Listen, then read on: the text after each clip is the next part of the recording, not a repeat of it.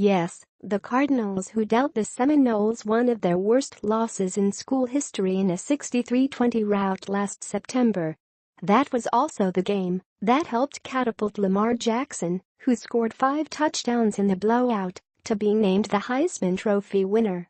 Cornerback Levante Taylor said the memories of that game remain vivid in his teammates' minds. "We take it very personal because of last year, what happened," he said. "The 43-point loss wasn't the worst in school history. That remains a 49-point thrashing against Florida in 1973, but it did start a run where the Seminoles have gone just 10-6 over their past 16 games." Coach Jimbo Fisher has stressed to his players that last year's game doesn't matter anymore, but that might be easier said than done. "Different team, different place," Fisher said. "You don't take any of that, what happened last year, personally. If you take it personally, then it gets in your head and you make bad decisions." Fisher's bigger concerns are on stopping Jackson.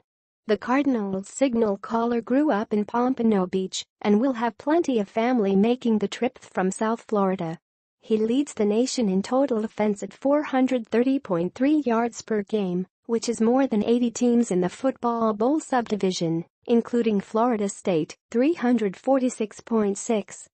The 6'3", 200-pound junior had 362 yards, 4 rushing touchdowns and a TD pass in 3 quarters against the Seminoles last season.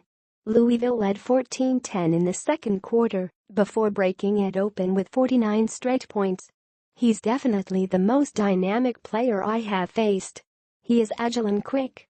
You just have to contain him," linebacker Matthew Thomas said. "Looking at the film, it was obvious that we had a lot of mistakes on defense, too big of mistakes." Jackson had 512 yards of total offense in last week's 45-42 loss to Boston College, including 180 on the ground, to become the school's all-time rushing leader. He also accounted for 5 touchdowns, including 2 passing. Louisville coach Bobby Petrino said this week that Jackson is playing as well as anyone could ever play. The Cardinals, 4-3, 1-3, won their ACC opener against North Carolina, but have dropped their last 3 in conference play. Jackson has accounted for 8 touchdowns the 2 times he has faced FSU. His first 300-yard passing game came in Tallahassee 2 years ago in a 41-21 loss. Fisher compared Jackson to Michael Vick, saying that both players were great with their natural instincts. "He has the complete ability to read and throw down the field and create long plays, throw it short," Fisher said. "And then the complete ability, not just to run over you, but I mean you can't get your hands on him." Even though Florida State, 2-3, 2-2 ACC, has struggled against dual-threat quarterbacks the past couple seasons, it comes into the game 28th in total defense, 330.6 yards per game.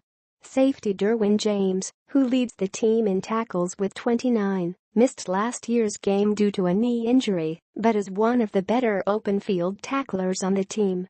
Taylor remarked that he hoped having James back there might put a little bit of fear in Lamar Jackson's heart just seeing him back there. "Hopefully he can come in and be an impact in the game." The Seminoles, who lost to number 16 North Carolina State and number 8 Miami earlier this season at home, are trying to avoid going 0-3 at Doak Campbell Stadium for the first time since 1974.